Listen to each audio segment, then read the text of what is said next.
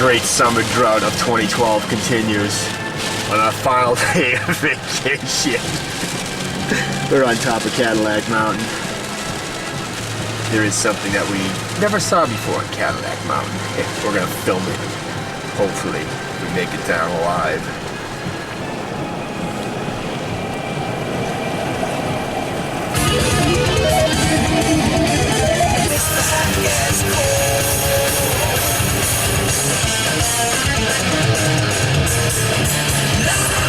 These are not natural waterfalls.